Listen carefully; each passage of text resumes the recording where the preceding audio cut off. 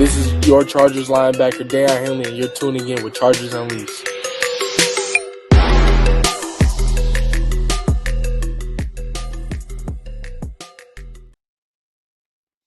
Welcome to another edition of Chargers Unleashed. Jake Hefner and Dan Wolkenstein here with you from the LAFB Network. If this is your first time tuning in the show, make sure to hit that like and subscribe button on YouTube. You can also follow us on Facebook, Twitter, Instagram, Spotify, and Apple Podcasts. Dan Wolkenstein reporting on location today, as Dan Wolkenstein has had himself a hell of a weekend, going to have his fantasy football auction draft. Him and his buddies, they actually go to a special spot. They had a very interesting way of choosing their draft order. Let's not talk about that. Needless to say, it is Sunday morning. It is 9 o'clock. Welcome to all of you, wherever you are. Dan Wolkenstein, I'm sure, is recovering a little bit off of whatever he was drinking last night. Nice transition, Dan. What is it this morning? Honestly, I have had 0 liquids in my body this morning. Woke That's up. not smart. Look, I'm dedicated. But I'm here. I'm alive. Draft looked pretty good, actually. Group had fun. But all eyes, I think, this morning are on the Chargers week 3 That's right. loss, quote unquote. Like, we care about wins and losses. We care about what actually happened in the game. And there were some really, really good. And there was some not so good. And then there was some great. But Jake, first and foremost, arms up. How are you? I should just put 2 fingers to you right now. He brought the sleeves. I should just put 2 fingers to you right now. I appreciate first of all, I appreciate all of the recurring jokes, because anytime that there is a hood that is attached to any garment that I am wearing, Dan always has to ask the question, does it have sleeves or is it short sleeves? But clearly today, the weather there is frigid. Today, Dan, you get sleeves. Today you get long sleeves. So okay. Yeah.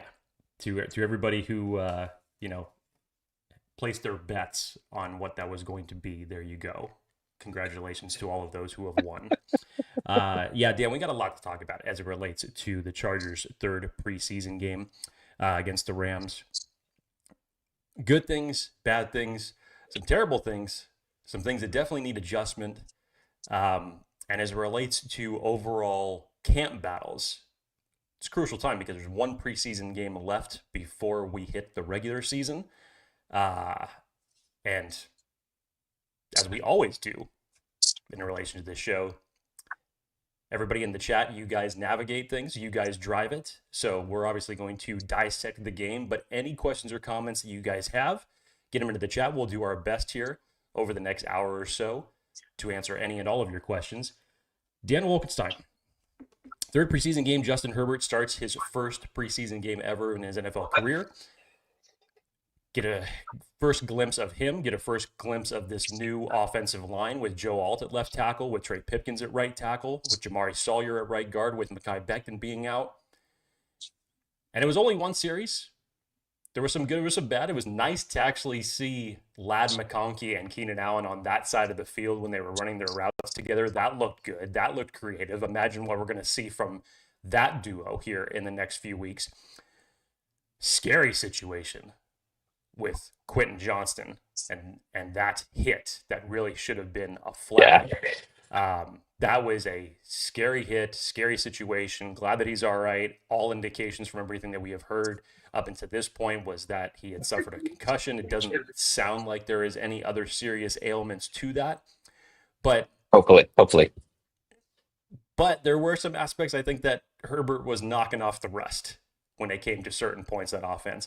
Dan, if you want my opinion, and this will carry throughout the rest of the show as it relates to the offensive line in general, I thought when it came to run blocking, the offensive line was atrocious. If you want my humble opinion on that, I know lies told.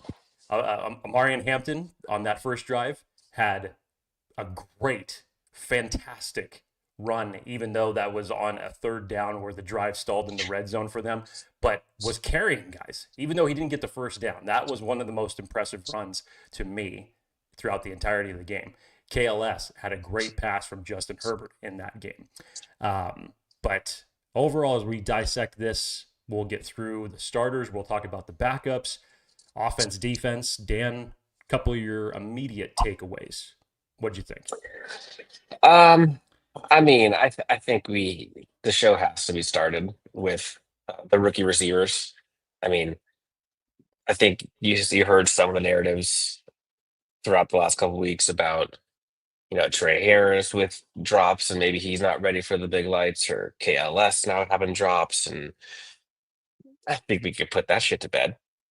I mean, you go out and see what they did. It was like what combined was it 8 catches for like $152?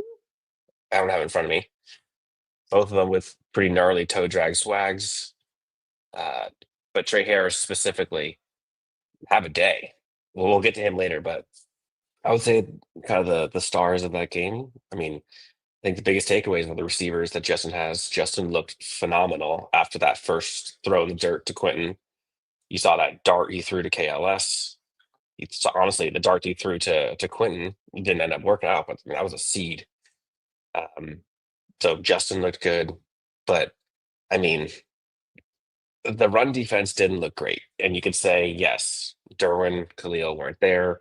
So maybe a lot of this was kind of vanilla, which we'll get back to the diabolical that is Jesse Minter later with the simulated pressure to get that interception. But yeah, and then probably the other biggest theme is, I mean, I think, I don't want to say biggest, but Trey Lance, I think, is bona fide QB2, which good for him. I mean, he looked completely transformed.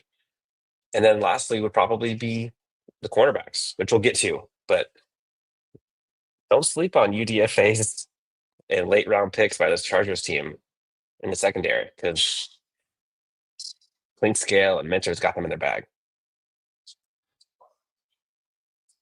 Let's start with the quarterback, too. Strangely enough, Dan, that's where I kind of wanted to start. For me, the quarterback 2 competition was wrapped up last week against the Saints game. Taylor Heineke, in the 2 drives that he played against the Saints, he was 1 for 5. He sailed 2 passes on Tyler Conklin in that game. He had 1 drop from KLS, 1 that he eventually connected on in the second drive. He was having some of the same issues in this game, hanging his wide receivers out to dry. Dan, I was not impressed by Taylor Heineke whatsoever. I think Trey Lance has come in and took in a firm grip on that quarterback 2 battle. And when the time comes when the Chargers only keep 2 quarterbacks on this roster, it's going to be Trey Lance. I thought he has had a much better command of this offense overall. His passing accuracy has been a lot better. His decision making and his awareness in the pocket when choose to pull it down and run for first downs. We saw that the last 2 weeks. He's done a fantastic job. And Trey to Trey was really a big term that was used throughout this game. Whether it was 3rd and Trey for Tre Harris, 3rd and Trey for Trey Lance, however you wanted to slice it. They had a nice connection. Obviously, it was great seeing Tre Harris getting out there and finally getting some production. We've been waiting for that for the last couple of weeks. But yeah, Trey Lance, quarterback 2, no question. Next subject. Yeah. And, it was sad. Like I was kind of prisoner of the moment there for a second when, you see Taylor Heineke throw like a couple nice passes and you're a little excited, like, oh, okay, we're starting to see something a little better. Some runs. You're like, okay. And then fast forward 10 minutes, you're like, well, never mind. That was short lived. Yeah, I think that's a wrap, to be honest. And it's, I mean, first and foremost, I think like good for Trey. This weekend party thing I got going on, there's a bunch of folks who are Niners fans, and let's just say they have completely given up on Trey Lance. And them watching last night was a little enjoyable from my side, anyways. Not just because Trey Lance was balling, but because they're like, wait, hold on, who's this guy? Look, I think it's been a while since we've seen a backup quarterback for this Chargers team that's able to deliver balls to receivers that enable them to make plays so we can actually get eyes on them. You're seeing some of these plays from these receivers this year that literally, because of some of the quarterback play last year, we did not see receivers catching balls. And it was hard to have this receiver competition when no one is able to get the ball to him. Whereas this year, I mean, you're seeing highlight plays all over the place. I mean, hell, Tucker Fisk is making highlight plays. I mean, you got guys, receivers going crazy. Um, so I think that's been the exciting part, is you're actually able to see some of these guys flourish and make a name for themselves. But yeah, I think Trey Lance is definitely QB2. And no, I don't think there's any thought of trading him, getting assets. I think right now, like, first and foremost, want a quarterback who can help your team. And it looks like they have it. Then I'm going to circle back to the beginning of the game. First drive for the defense.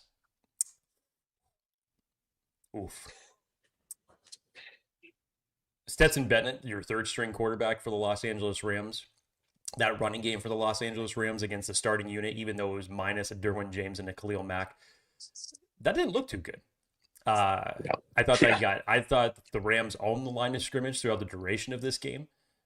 Benjamin St. Juste did not have a good heading in the third preseason game. He was targeted multiple times on that first drive. Alohi Gilman looked like he was playing angry for a majority of it until he ended up getting injured. Thankfully, he's okay. He tried to actually end up coming back into the game later. But yeah, that was not what you want to see from the majority of your starters out there on defense. As we'll go through this, we'll have some players to highlight, like RJ Mickens and Nico Reed, obviously, that once again impressed. But there were some things that I was looking at with Thule that I wish, he's got to do a better job at setting the run, and these are the expectations, and he even knows this. He talked about this in his post-game press conference. When you transition from Joey Bosa, which whatever we want to say about Joey Bosa and injury history, he was still one of the best edge setters against the run in the league at his position. We all know what Thule can do when rushing the passer. That's been well documented. But what he has to elevate on is setting the edge in the run game. And that's a big responsibility for him that he's going to have across from Khalil Mack. So there were a couple of runs that they ran his direction, and Thule was just not in the right position to make a play on the ball. Outside of that, it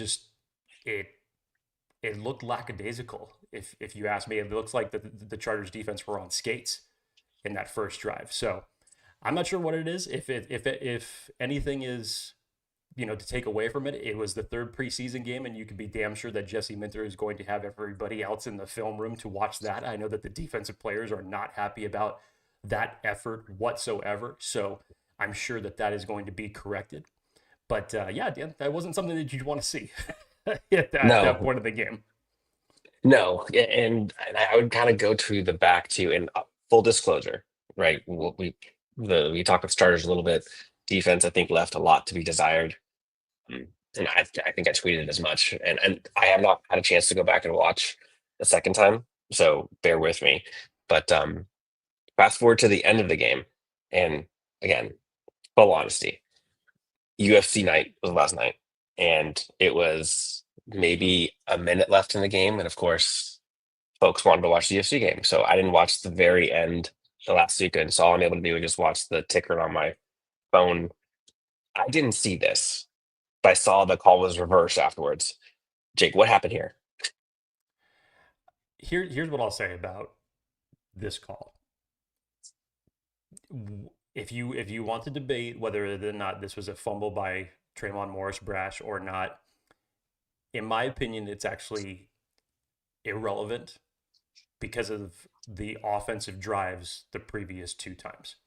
You could have actually for the Chargers offensive drives. Yes, yeah. You could have shut this game down offensively from not only after the Luke Grimm return, from the interception that your defensive lineman got you, and then you go 3 and out and you give the ball back to the Rams.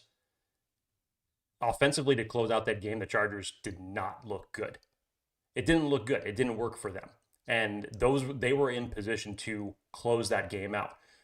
One of the reasons they couldn't close the game out is because they couldn't run the damn ball.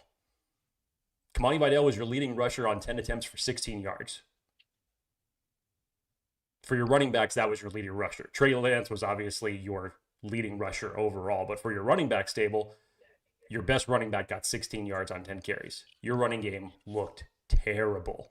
And that's when you need it in situations like this, at that point of the game when you need to close the game out. So I get it. It can be debated. I looked at it to say, like, I personally thought it was. The officials didn't see it that way, but at the end of the day, you had multiple opportunities to close that game out when you had the ball, and it should have been done. Yes, Jake, I feel terrible as a co-host. We have gone, what, 15 minutes? We haven't even asked the folks in the chat, what are we drinking? Any questions, comments, thoughts? Well, I tried to I'm set that clearly out towards dry. you I know, because I'm dry. you're I not fumbled drinking that anything, one. which is amazing. I would have thought Yes. after the weekend that you've had and Look, the specific the specific challenge. Yeah, challenge that you had to determine your draft order. I fell asleep beforehand. Jeez. There were shoes everywhere. It was nuts. Yeah, and then of course, I mean, rookie moves, right? I forgot my liquid IV at the house. No water bottles left in the house. It's a freaking ghost town here right now. It looks like something from Walking Dead. Rookie But move, Wolkenstein. I know, I know, I know. And look, I fumbled it. I got hands like RJ Mickens apparently in this game. Oh, yeah, why? Which I'm playing because let's be real, RJ Mickens looked fantastic, and he has looked fantastic all preseason. Should he have had an interception or two? Probably, but he just looks better and better and better every single time he comes on the field. Nico Reed back after his injury, talked about last week. Nico Reed back, and you look at the dichotomy of RJ Mickens and Nico Reed and their narratives and their performance on the field compared to, we'll talk about it, Jazeer Taylor, who's fighting for a spot there. You know, Dean Leonard fighting for a spot there. Triquez Bridges fighting for a spot there. There's stock up and stock down for sure. I think we all know whose stock up is up and down for those four that I mentioned. But RJ Mickens is making it real hard to not be on the team. And I don't know if Nico Reed will make the team, but I'm hopeful that he makes a team over Jazeer Taylor. And again, no shot at Jazeer Taylor, but right now, I don't think it's close. I think Nico Reed has performed better than Jazeer Taylor. And I don't think that's a hot take. And it's not personal, but that was a bad game for Jazeer Taylor. I mean, he's out there playing 2 minutes left. He's staring at balls when they're catching them in fourth down. Like, personal fouls for face masks. Not great. Like, that Not was great, Bob. That we went from Taylor Heineke, not great Bob, to Jazeer Taylor, not great Bob. I forgot that was my new nickname for Taylor Heineke was Taylor Not Great Bob Heineke. Yes. Jay, real quick question for you comes in from James Wagner. Thule or Morris Brash? The question here should be Caleb Murphy or Trayvon Morris Brash. And Yeah, I mean, I think in that case, it's Caleb Murphy. Now, look, I'm a big Trayvon Morris Brash fan. Yep. And I was interested to see who was going to really step up. I thought going into year 2 for Trayvon Morris Brash, even from, again, you go back to watch his college tape from a year ago and what got him to the dance. He is a big individual that can get after the passer. He did that a lot in college. And I thought what he's done thus far in the first 3 weeks of preseason has actually been very good. The only problem is that Caleb Murphy's done it better. He's done it better. Trayvon Morris Brash, obviously from the fumble, not fumble situation that we were just talking about, in the other 2 preseason games, he's come like this close to securing at least 2 more sacks. The issue is Caleb Murphy has made those plays, closed them out, made turnovers on special teams, and that's been the biggest difference. So I think Trayvon Morris Brash is definitely a candidate for the practice squad again, just given the emergence of Caleb Murphy. And it's going to make things even more difficult because right now, I think that Caleb Murphy has made a solid case to be on the 53-man roster, and that's going to cause a trickle-down effect because if you keep 5 edge players between Thule, here we go, Khalil, Bud Dupree, Kyle Kennard, and now Caleb Murphy, you're going to have to sacrifice at a different position on defense. Are you going to sacrifice it at safety? Are you going to sacrifice it at corner? Are you going to or sacrifice it at or a tight defensive end. line? You're going to sacrifice. Yeah, I mean, you could sacrifice it on the tight end side, but this is part of the trickle down effect. It's great to see players like Caleb Murphy, R.J. Mickens, Nico Reed performing the way that they have over these first 3 weeks. Rocket Sanders starting to come up as well. It's great to see that. But now we're at the time where it's going to be an issue. Who the hell do you cut? I don't think that there's any way that, given Caleb Murphy's performances over these first 3 weeks, that you could try to put him back on the practice squad. I just don't. I think that the Chargers are going to end up keeping 5 edge players at this point. I will say I don't know if I'm ready to go that far, but I do think that this game, I think, shifted some 53-man roster predictions. I'll tell you that. And but again, like that's what you want to see, right? Like a lot of people, you don't like to see like this bad play from people, but it gives opportunities for others. And you'd rather have it happen now than happen, week 1 in Brazil, right? Um, and I think Jake, let's just be real for a second. I think what got Chargers fans most excited Oh, yeah. was Tre Harris and KLS, and not just because of them specifically, but I think also the tertiary of like what that means for Justin and what Justin Herbert hasn't had. Um, Hey, we haven't done a voicemail yet. Should we do a voicemail? We should do a voicemail. You can guess who it is. You could. You're not gonna get this one right. But you No? can call on the hotline anytime. 323-902-7586. Leave a voicemail. We have one from our neighbors up north, Jake. Let's Okay. hear what they have to say. Hi, my name is Leo from Quebec. Tre Harris the third is a fucking beast. What do you think about it? Thanks, guy. I'm from Quebec, Bella. Tre Harris, have yourself a day. It's a great. Trey. It's a great voicemail. Short, sweet, to the point, and then mention the fact that he's from Quebec twice. Loved it. Thank you so much for calling in. I appreciate it. We've all been waiting for the Tre Harris game this preseason. We know what we've seen him in practice. We've seen the quick rapport between him and Justin Herbert in practice. And then you go back, the Hall of Fame game, he saw one target come his way, sailed over his head. Last week, he didn't see much action either. Then finally, it became the Tre to Tre show. They made it a point. Third and Tre. When it was and there was, I can't remember which drive it was, Dan. It may have been the first drive that Trey Lance came in, but I know we talk about, like the big bomb catches from both KLS and Tre Harris that they caught along the sidelines, which were fantastic.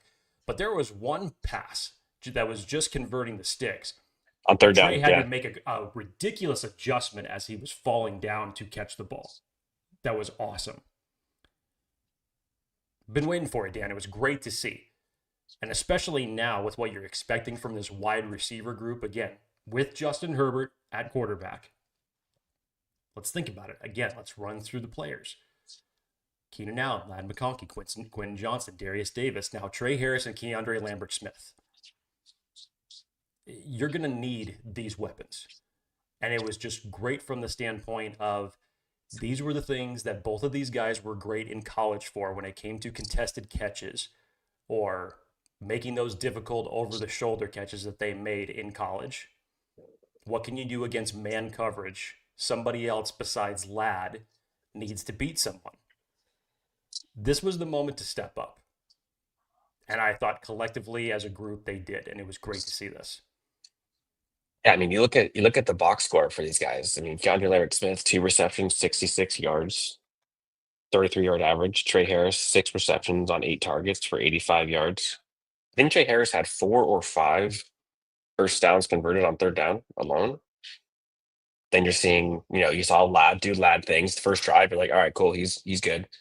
Armando Gadsden getting a catch. You feel for him because you wish he would have gotten that one in the end zone. But the larger story, right? The macro of that is we all saw what happened last year. Like it was literally only Lad that could be depended on. And like we're not talking about Keenan Allen right now. And that was even in your list that you brought up just now. Keenan, Lad, Trey, KLS, Quinton, Darius. That's 6, right? Like that's a good group. And I think what Chargers fans are probably getting a little nervous about was, wait, what's going on with Tre Harris? Like, is he not what we thought, or is he, is he not ready yet? With Mike Williams no longer being there, is he gonna be able to step up and take that spot? I mean, KeAndre Lambert-Smith is making it look easy, and you heard a lot of the comps by the coaching staff to Brandon Lloyd. I mean, I see it, and that catch he made was absolutely absurd. And sometimes, like, that's why these guys get paid, right? Like, yes, I think sometimes, a lot of pressure gets on the quarterback, rightfully so, because they get paid billions basically. But these wide receivers are kind of paid to make the spectacular look normal. And for the most part, I think that's why people have been harping on some Quinton performances because things have hit him in the hands. And yes, could some of them have been spectacular catches? Sure, but you're seeing rookies do this seemingly with ease in the preseason. Now, we'll see what happens during regular season, but Tre Harris seemingly like an RJ Mickens, like the more he gets out there. And I do think that there was a focus from this coaching staff and the quarterbacks to get him involved today, probably more so than he saw in games past. But the fact that Justin now has weapons that you can count on, that he can go to that can either separate or win one-on-one. I mean, we talked about the receivers. That's not talking about the improved run game, which we'll talk about in Amari Hampton here in a second. It's not talking about the tight ends like Tyler Conklin, Ronnie Gadsden, who can now win. Like Justin we've talked about his weapons in previous episodes. He's got 6, 7, 8, 9 weapons that he can now use. Versus last year, it was JK and it was Lad, and everything else was just fingers crossed. The Tre Harris and KLS performance last night, I think, was a big needle mover and the confidence builder for this Chargers team. And even Justin Herbert talked about it post game with KLS, where KeAndre Lambert-Smith said, like, oh, there's more to come, right? Like, that's what you want to hear. Your quarterback building confidence in his receivers. Real quick, on the receiver thing, I feel like, can we just stop with the Quinton stuff for a sec? Like, take the narratives out, take what you think about, like, all the macro, like on that individual play in this individual game, Quinton really didn't have a chance to get either of those. The first throw, Justin Herbert threw in the dirt, wasn't going to catch that. Second one, some people might say, sure, it should have been more loft on the ball and could be more on the outside shoulder, whatever. That ball was a seed directly into Quinton Johnston's window, got tipped at the last second. It was tipped. Go back and watch. I don't care what people say. Like, it was tipped. But people are flaming Quinton for this. Like, I understand history. I understand things. But, like, there's a right place and a time. And everyone may get hurt. And you saw some of the stuff people were saying online. It was just stupid. All the hopes and prayers for him. Like, it sounds like it was a concussion. And they brought to the hospital out of abundance of caution. But, like, can we just be a little bit more mature? And again, this is not everyone. Most people have been fine. But you see a lot of people just, I don't know, a little disappointed in that. Not gonna lie. Yeah, I'll go back to some of the conversations we were talking about with the wide receivers and these interchangeable pieces that you kind of have now with the variations of both Lad and Keenan being able to play inside, outside. You even heard Lad this past week talk about, I'm not sure where that narrative came from the standpoint that I was stereotyped as a slot receiver. What I like here, especially for Tre Harris, and even to pair that with Quinton Johnston, is that you have two guys here who can play the Z. And if you need Tre Harris to step in the X, He's obviously proven that he can do that. He did it at Ole Miss. He did it last night. And then you have KLS essentially as your burner, your deep downfield threat that you have now. So there are a lot of versatile, interchangeable pieces about this wide receiver group that arguably is my favorite aspect of it. Whereas historically, we've looked at this to say, like, okay, we always knew that Keenan Allen was on the slot historically. We knew that Mike Williams was your deep field guy. You even go back to the days of Vincent Jackson and Malcolm Floyd. You knew that those guys were deep. Way back in the day, it was Eric Parker that was owning a different position. But I don't think that you've had a wide receiver group like this specifically for this team that is that versatile, that you can have 3 or 4 guys be able to be interchangeable in which receiver spot that they can play, what they're comfortable in, and on top of it, make production on top of it. So that's the other aspect of this that I think is being lost in the shuffle, is that you have a number of guys here that could contribute in multiple ways. And on Derry says, first thing, we hope Quinton recovers. Second thing, KLS is wide receiver 3. Fair. That's a fair argument. And it's certainly looking more and more bright for him as the preseason continues. But you've got Ladd, you've got Keenan. Then after that, who's wide receiver 3? Like, I think honestly, it's a legit toss-up between Trey, Quinton, and KLS. Now, if we're going off of history and draft selection status and all of that jazz, it's probably Quinton. But if we're just going off of what's on the tape, what we've seen so far, I think Justin would probably trust. I shouldn't say that. I don't know, but I wouldn't be surprised if he's starting to build more and more trust for certain types of throws and plays to go to KLS or to Trey. But again, that's what we're here for, right? Like, that's what preseason's all about. Forgotten Local says, where's Jalen Reagor? He's been injured, hasn't he? Yep. Not seeing him. You're seeing stuff of, and again, like a lot of this stuff in the preseason, like you guys are fighting for a roster spot, not necessarily on this Chargers team, but generally in the NFL. And some people are doing that, and some people aren't. One question I wanted to ask folks in the chat, also you, Jake, looking at the running back situation.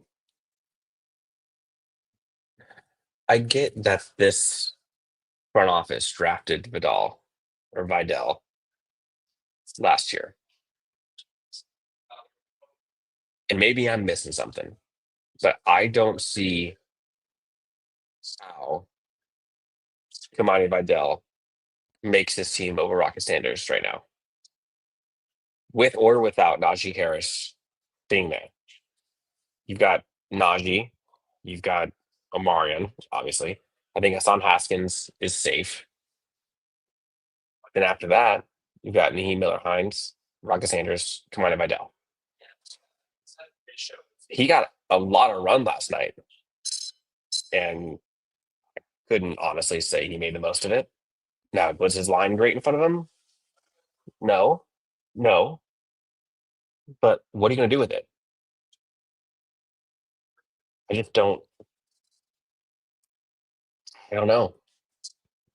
Again, the offensive line is the X factor here, because I don't think it's a fair assessment whether it's to Kamani Vidal, Rocket Sanders, any running back that was performing last night, because it was all kinds of terrible for the Chargers run game. It was atrocious. As we saw in the Hall of Fame game, that was Kamani Vidal's game. And to his credit, he performed well. Rocket Sanders didn't play that week because he was out with an injury. Second week against the New Orleans Saints, Rocket Sanders was your leading rusher. I thought in terms of his ability being a bigger running back, his burst, his lateral agility, his patience, his ability to double jump cut if necessary. I mean, he's had a touchdown the last 2 weeks. They gave him the goal line work when the Chargers finally got down there in the red zone, when they ultimately put that one in. But again, in general, you look at the totality of yesterday's running game. I mean, yeah, Kamani Vidal got hammered in the backfield last week, got hammered in the backfield this week. But the same thing happened to Rocket Sanders. Unfortunately, this game, I wish I could be talking about who's got a leg up for the running back 3. And in my personal opinion, I might be a little bit biased in terms of what I'm seeing, or bigger bodied running backs that I would lean towards Sanders. But honestly, yesterday was not a fair game to go off of that. Kamani Vidal has had one good preseason game where he's been the guy. But I wouldn't even say he was the guy. Son Haskins was the guy that game. Again, you could slice it however you want. Kamani Vidal was your leader in the stats for the running backs that week. I'm not saying that means that he's running away with it. Yeah, I get you. But if we're trying to really take these 4 preseason games and assess who's going to make the 53-man roster, unfortunately for the running backs, yesterday was a wash. There's nothing that you could take away from that. That's how bad collectively that the Chargers' run game was, because nobody could do anything with the ball. So we'll see what happens next week. If it's me, if I was building out this running back stable, I would be putting it together with Hampton, Najee, Haskins, and Rocket. That's how I would do it. But if we're being fair in terms of the evaluation process, and you give this time to see who's going to pick up and make a name for themselves and make the 53, I can't say much about yesterday, because the entire and I'm not even saying it's fair. I'm just saying, given all the information folks have and that we have, again, we're not there at practice, behind the scenes, I think it's Rocket. Matthew Dahl, thank you. I appreciate it. Apologies for not getting to this earlier. $5 donation, Matthew. Thank you so much. Morning, guys. This backup O-line is bad. Joe and Jim need to do a better job developing O-line next year and the draft and free agency. And Matthew, I'm not necessarily sure if I'm going to say it's bad, but if you compare the development of both sides of the ball, you look at what they are doing with the linebackers. Look what Dan Henley's been looking like these last couple of years. Go to the secondary, both safety and corner. What Steve Klingscale is doing. Interior defensive line. You look at those guys are developing, and contrast that with what the offensive line is looking like. Yeah. If there's one that is progressing slower, I'll put it nicely, it's certainly the offensive line. And it's kind of surprising considering who the front office and coach is. Now, again, the Rashawn Slater stuff, like, you can't control that. But yeah, I am kind of feeling a little left to be desired here for what this offensive line is doing. Consistently, anyways. But do you agree?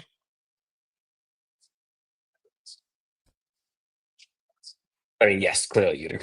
Your top offensive lineman yesterday was Joe Alt. I don't think that should surprise anybody. Then you go further down the list. Branson Taylor, Carson Barnhart, Corey Stewart, even Jamari Sawyer were in the bottom in terms of overall performance. It was not, I mean, and it sucks for Jamari Sawyer, who had a solid first 2 weeks playing both at left tackle and right guard. Yeah. I thought he did great in the Hall of Fame game. I thought he did even better last week, shifting over to tackle in the game against the Saints. But yesterday, collectively for the offensive line, I thought it was not a good performance outside of the initial drive with Justin Herbert. And even still, there was some penetration that forced Justin Herbert out of the pocket. So what we have to remember is with this Rashawn Slater situation is that if it's going to happen, if something that terrible was going to take place, and obviously we never wish that it would, is that it would take place at this point in the season, because now the Chargers have time to get through these adjustments. I don't think that there's going to be much of an adjustment needed as it relates to Joe Alt. I'm the least worried about him as opposed to any other offensive lineman on this roster.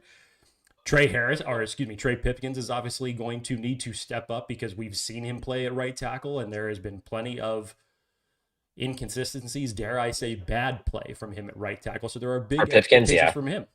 We still have not seen Mekhi Becton practice in the last 2 weeks. Almost 3. So fingers crossed for everybody that when it comes to week 1, he's going to be out there on the field. And we have talked ad nauseum what we feel about Zion Johnson and Bradley Bozeman. What a difference about 3 weeks can make. Am I right, Dan? There is Well, yeah, like it's one of those, like, the there's more no blame to things anybody. change, the more things stay the same. Yes, there is no blame to anybody that has concerns about this offensive line. Once again, it feels like the Chargers are going to go as far as their offensive line is going to carry them, and unfortunately, that's a challenge that they're going to have to overcome throughout the duration of the season. I push back a little bit because, again, like, I'll go back to, like, I think for an offense to succeed, you have to have like one of two or three things. You either have to have a run game, you have to have great protection, or you have to have weapons who can separate quickly. Last year, they had none of the three. This year, I think they will have two. They will have a run game. I think that they have receivers who can separate quickly. So, yes, I don't think that this offensive line is going to protect Justin Herbert for 5, 6, 7, 8 seconds consistently. But when you have guys like Keenan, like Ladd, like KeAndre Lambert-Smith, Tre Harris, who can win one-on-one, add in the tight ends, add in the running game with Amari Hampton, who looked, again, very good, you can scheme around that. Like, you can bring protection over to assist. So I think they are less dead in the water than they were last year. But I mean, sure, you just love to see them protect better, tell you that much, and block better. But on top of that, Dan, your depth is a huge concern from what you've seen for these first 3 weeks. Jamari Sawyer aside, because essentially he's going to be your primary swing tackle unless the Chargers end up bringing someone in. But I haven't seen anything from the 2s and the 3s as far as offensive lineman goes that have made me feel better about, in case of emergency, break glass, and one of these guys is going to be thrust into a situation like that. It definitely doesn't make me feel good. But you know what makes us feel good? Special teams touchdowns we'll call it the Grim Reaper. That's what he was called by the Chargers team on social media. He made it 43 minutes and didn't talk about Luke Grimm with the punt return. And I got a little in my feelings. I was so excited. I was thinking, man, like, he's shown out during preseason. He's shown out at camp. A lot of folks are talking highly of him. Like, is Darius Davis's spot secure? Do I think it's 95% secure? Probably. But when you got a guy who's returning kicks, who's impressing, it's not a bad thing. But that looked good, man. He's a little shifty. And to have that potentially on the practice squad, I don't know if he's going to get signed elsewhere. I wouldn't think so. That was fun. That was fun. And good for him, man. Good for him. You saw how pumped the entire Chargers team. Look at this picture. Look at Ladd going crazy in the background. You got Justin like, what just happened? Is that the face, or is that looks like as casual as a Justin Herbert look that we have always seen from him in that photo? Yeah, but that's excited Justin. You can't really tell much. It was a great moment for Luke Grimm. If you've watched his college tape, you know what he's about and his game. And, in this circumstance, it was nice to see him contribute on special teams and have this type of a moment in game. But, with the unfortunate part for Luke Grimm is the wide receivers that he has ahead of him. So I think he would be a great practice squad stash for sure. Someone that if it came to it and you needed something that was an emergency as far as a kick returner goes, that's strictly Darius Davis's job, though, that there's nobody that's coming in to unseat that. But yeah, I wouldn't mind seeing Luke Grimm being put on the practice squad, and that Ryan Fitkin loved every bit of this. Jake, you're hearing this. This is right up your alley. We've got folks asking about draft selections for 2026. First round pick. Chargers select what position? I love the fact that you still have the access to the chimes, even you being on location. Appropriately enough, I was actually going through my spreadsheet just a couple days ago, and thankfully I hadn't closed that window yet. Of course you were. You were a sick individual. I know I'm a sick individual, but haters gonna hate. Whatever. Get ready for college football season. Okay, baby, Taylor. We're gonna be right back in the wings. Haters by the gonna way, hate bringing up Taylor Swift. which is the only thing that I actually know as far as one of her songs. That's Good it. for you. Good for you. I'll wear that as a badge of honor if that's the case. Attaboy. Honestly, for me, I was a little bit perplexed in this draft, and I know that the center position in general had a lot of influx as far as what that draft class was originally supposed to look like. And then by the time that we ended up getting to the draft itself, it looked completely different from the standpoint of guys who you thought that were coming into or were going to be big performers on the offensive line and were going to be going into the draft that year, and they didn't end up doing it. Guys like Parker Brailsford, guys like Jake Slaughter, like Bryce Foster, like Logan Jones. Those four guys were all considered as far as the center class last year. They all ended up either getting injured or going back to school. So if it's me, I'm looking at the interior of the offensive line again, Dan. With Zion Johnson not being renewed for a 5th year, he's going to have a big year in order for him to get that new contract. And, I mean, we'll see. You're going to go into this season again with Bradley Bozeman at center, Zion Johnson at left guard. And you saw what happened to those two players specifically when it came to the Houston Texans game. Oof. You have to be hoping for some improvement, something. And if that doesn't end up happening, I don't see how, with Jim Harbaugh's message, that you don't target the offensive line one way or the other, whether it's center, whether it's guard. Jake Slaughter out of Florida, I thought was one of the most consistent centers in college football last year. He should be the top center considered for the 2026 draft class. I'm not over my skis. I've seen 0. I wouldn't mind that a bit. But we'll see. We still have a long season to go, and I'm sure that there's going to be other draft positions that are going to arise as this season progresses. Yeah, real quick. There's a fun thing in here. Is on the right side, third from the right, or second person on the sidelines. Glasses. Is that Najee? I don't know. I can't tell if that's Najee or not. That might be Najee. Who knows? Someone says Najee's out here looking like Wesley Snipes. Do you guys think Rashee Rice played in Brazil?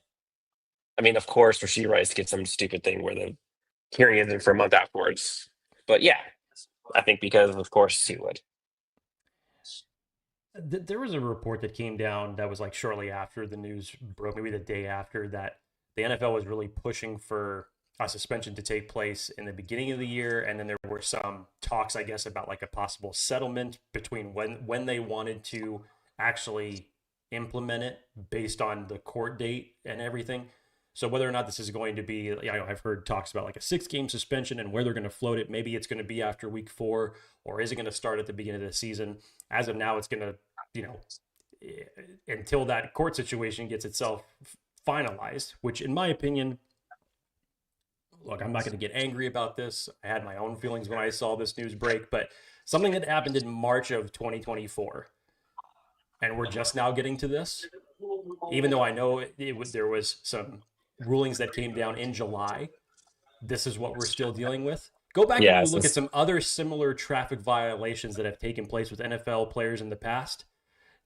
I don't recall them taking this long. So, and honestly, however you want to slice it, it is just appropriate that your season kickoff against one of your biggest divisional opponents, the Philadelphia Eagles and the Baltimore Ravens. And as of right now, Rashee Rice gets to see all of that. And he was playing last year, aside from the injury. Yeah. Now, flip side, I've seen the Kansas City fan base that have been asking for the suspension to actually take place at the beginning of the season, because they do not want to lose him in the middle for however many games it's going to come for. I don't think it's going to be as far as like a playoff push, but they don't want to lose him for that middle ground of the season, because I guess they're expecting a big suspension or a bigger than a 4-game suspension to come down for him.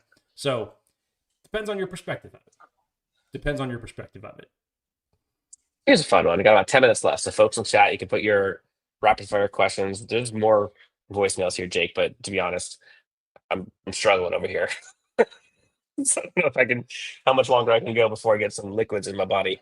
So about maybe, I don't know, 10 minutes or so. But Jake, this is your forte here. If you were a cereal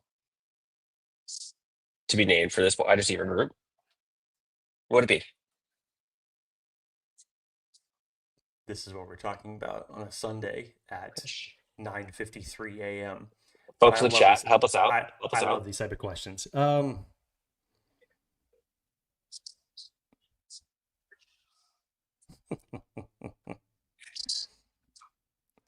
know what? I'm gonna go off the wall on this one, Dan. Did you ever have Reese's Puffs cereal? Yes. It's fucking great. Fucking great, man. That's how you feel So, about this? hey, chocolate and peanut butter together, man. They make some really good cereal, and Reese's Puffs did it really well. So, Mm. you got some versatile flavors coming together to make some grand concoction. That's what I'll say today. What it's called. Lucky Charms. That's Lucky a good Charms one. is a good one. Lucky Charms That's is a a good good one. Matthew coming in for assistance. Appreciate it. Jake, okay, so we went through. Let me get some names. Actually, no. I'll leave it to you guys in the chat. Who are some stock up candidates, but maybe under the radar a little bit? We all know now, right? Like clearly, I saw something in the chat. Like RJ Mickens dropped 2 interceptions, yet still had a great game. Like, which is impressive. I think his stock's clearly up. Like Tre Harris stock up, obviously KLS stock up. Who are some names either up or down that are not being talked about after that third preseason game? You asking the chat or you asking me? Both. I mean, again, the third preseason game wasn't the best to evaluate that as far as the guys that we haven't talked about. It's pretty much the low hanging fruit performers that stood out. Your boy Nico Reed looked good. I mean, Nico coming back after missing the Saints game, he looked good. You know, say what you will about the final touchdown that ended up giving the Rams the win. It should have never have come to that in the first place, given the plays that took place before that on fourth down and them making a conversion. But Nico Reed, just in general, if we're talking about what he brings to the game, his instincts and his ability to read and react, and most of all, come up to make the tackle, has been something that he has done so well during his time at Oregon. We've seen it, especially through those preseason practices leading up to the Hall of Fame game, tackling, getting interceptions, and then ultimately, I don't know how you could have ask for a better preseason debut than what he had against the Detroit Lions. He almost hit for the cycle because he was tackling on special teams, made tackles on defense, had the great interception, almost had a sack in the backfield in that game. He almost hit for the cycle. And again, now he didn't get that same type of opportunity in yesterday's game, but I thought that in general, he looked really, really solid. And along with RJ Mickens, those two are going to be, it's going to be tough to keep them off the roster, honestly. And then, I mean, we haven't talked about it because he didn't play yesterday, but I mean, my God, Eric Rodgers, you hope that he gets a chance to play in the final preseason game, just from his standpoint. Yes. Yeah. This is also the genius, again, of Coach Clinkscale. See what you can do with guys that are undrafted, guys that are 6th-round picks. RJ Mickens, again, I know that everybody's talked about like his almost interceptions that he's had over the last few weeks, but he is a versatile chess piece in terms of where you play him. We talk about that a lot when it relates to one safety in particular, and that's Derwin James. But over the first 3 preseason games, if you go back and you look at where RJ Mickens has played, he's played at free safety, he's played in the box, he's played in the slot, he's even played on the defensive line. And when you have safeties like that Jesse Minter loves to interchange between 3 safeties, in particular between Derwin James, Alohi Gilman, and Elijah Molden, you add Tony Jefferson and a versatile piece like RJ Mickens into that mix, you got something. You got something. I'm telling you. Final 53-man roster, and I feel like we say this every year, but yeah, you've got a number of guys in terms of late-round draft picks and undrafted free agents. Maybe some heartbreak. definitely worked their asses off to get to this point. Yeah, like prepare for heartbreak for folks who are excited and following some of these guys who you start to like. Some other names in the chat people are talking about. We got the Ankh himself, Tony Jefferson, of course, comes back with a 4th down stop and they'll goal line. They'll take that. Marlowe Wax, Caleb Murphy, we talked about. Tamari Caldwell, I think, is another good name people are talking about.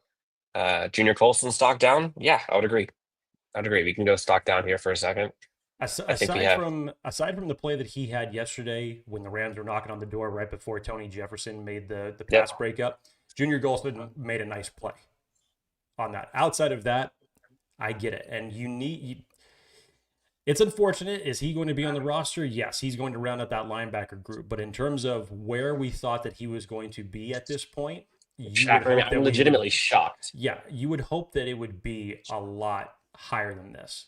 There was expectations even from Dan and I that coming into this season that he was going to be the starter next to Dan Henley. And at this point, it doesn't seem like that's going to be the case. It seems like it's going to be Denzel Perryman alongside him again. But for the short learning curve, if there was a learning curve at all for Junior Colson, because he already knows this defense and this terminology from Jesse Minter being in Michigan. And I know that he has been coming back after his ailments that he had to fight last year. But you would have, I still, Dan, I'm like waiting for him to play more aggressive, play more free, and show those same type of instincts that he had at Michigan. And unfortunately, we just haven't seen it yet. No, we haven't. Folks are, well, first off, yes, rough night last night. Yes, I need to stay hydrated. I did not do that. I'll take the L on that. Alex, apparently we have some technical difficulties. Our volume is way different.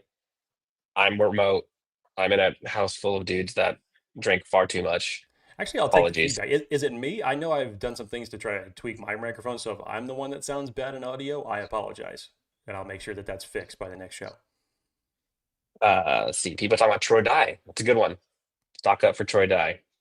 Jazir Taylor playing in the 4th quarter, but Michi's gone.